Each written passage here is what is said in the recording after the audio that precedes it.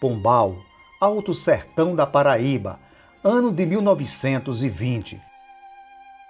Uma terra de contrastes marcados pela pobreza do homem do campo, sempre assolado pelas estiagens por este sertão.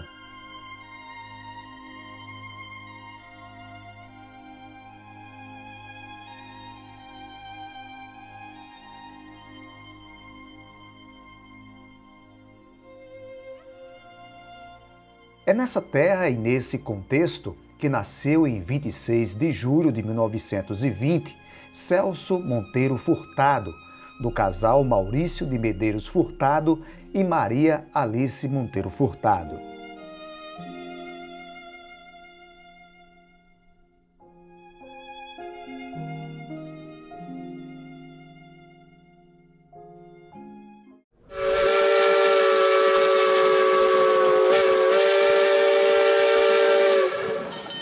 Ainda garoto, deixou o sertão para morar em João Pessoa, onde estudou no antigo Liceu Paraibano. Em 1939, foi para o Rio de Janeiro, onde entra para a Faculdade de Direito. Aos 18 anos, com grande facilidade para escrever, se tornou repórter e crítico musical na revista Da Semana, que circulava na capital carioca nos anos 40. Após a formatura em Ciências Jurídicas, Furtado acaba sendo convocado para integrar a Força Expedicionária Brasileira na Itália.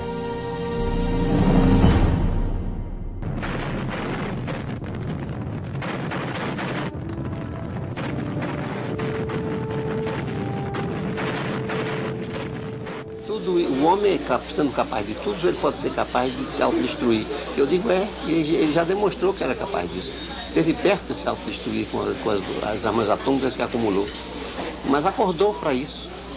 A sociedade acordou e hoje em dia já ninguém se angustia tanto quanto eu me angustiei no passado com as armas atômicas, pensando que isso podia levar a uma destruição da humanidade. Como se o homem tivesse acordado para esse perigo.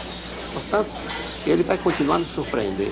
Um ano após a Segunda Guerra Mundial, Furtado passou a estudar em Paris, na Universidade de Sorbonne, no doutorado em Economia, concluindo uma tese em torno do desenvolvimento econômico do Brasil colônia. A primeira mulher dele foi a química argentina Lúcia Tozzi.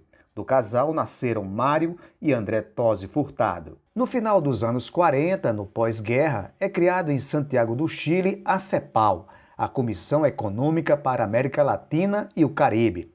O objetivo era a inserção dos países periféricos na América numa política de desenvolvimento tecnológico e industrial, tornando nações emergentes. E Celso Furtado é destaque, defendendo a teoria estruturalista que visava uma reforma no modelo econômico-industrial dos países latino-americanos.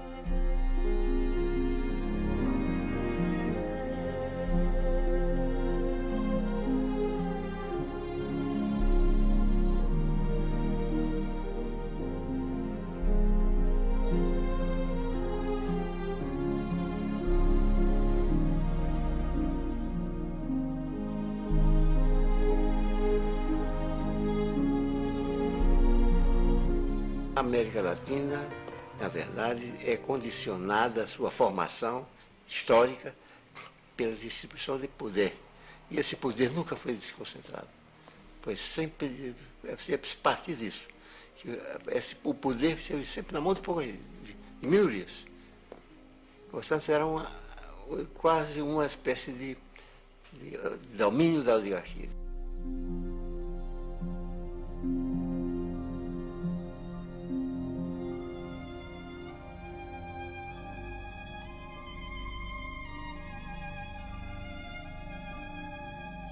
O paraibano escreveu dezenas de livros com destaque para a obra Formação Econômica do Brasil, publicada no final dos anos 50, que influenciou o pensamento acadêmico na área de economia.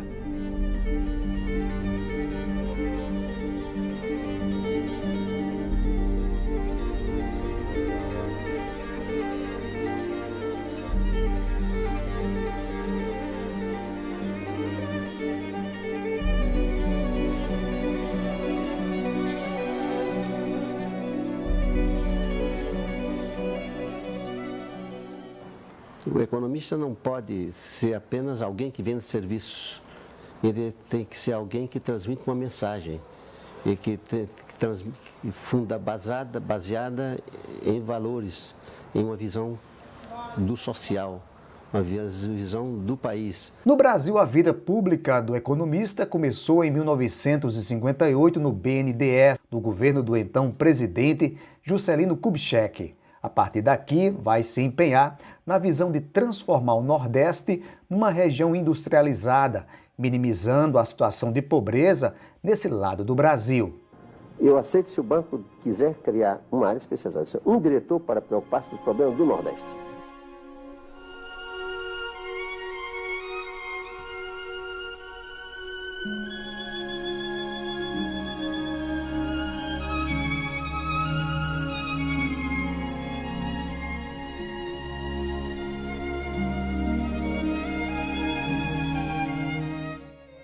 Em 1959 surge a SUDENE, a Superintendência do Desenvolvimento do Nordeste, tendo como superintendente Celso Furtado.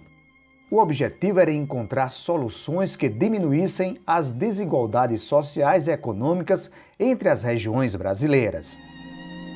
Dediquei a minha vida a estudar o Brasil, para me responder uma questão que eu me formulei desde cedo. Por que o Brasil é um país atrasado se tem tantas riquezas?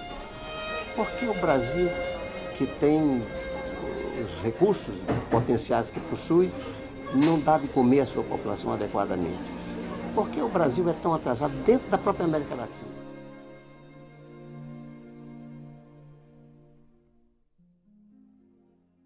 Em 1962, Celso deixa a SUDENE para se tornar ministro do Planejamento no regime de parlamentarismo, experiência única no Brasil, que tinha como presidente João Goulart, que assumiu a vaga após a renúncia de Jânio Quadros.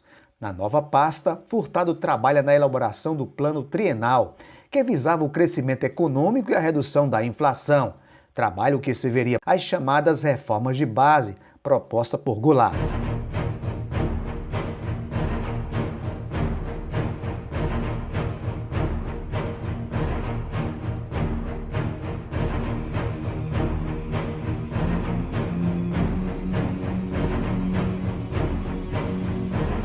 Os ideais de Celso Furtado de um Brasil mais justo, socioeconômico, foram interrompidos no governo militar de 64.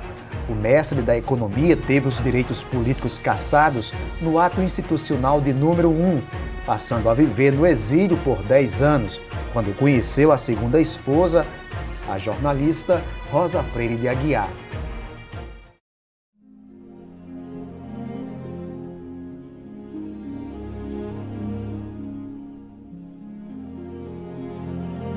Em 1979, terminam para Celso Furtado os anos de exílio e, com anistia, ele acaba voltando para o Brasil. Aqui, Celso Furtado se tornou filiado ao então PMDB, sendo ministro da Cultura do governo José Sarney entre 1986 e 1988, quando criou a primeira legislação de incentivos fiscais, beneficiando todo o segmento cultural.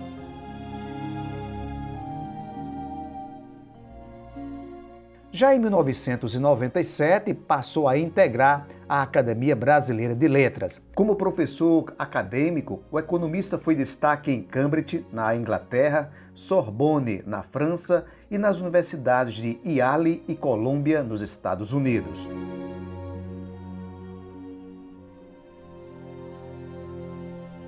Em 20 de novembro de 2004, aos 84 anos, Celso Furtado morreu no Rio de Janeiro. Mas acredito no ser humano como potencial criativo e que o século próximo vai trazer coisas extraordinárias, grandes transformações, mas também grandes desafios.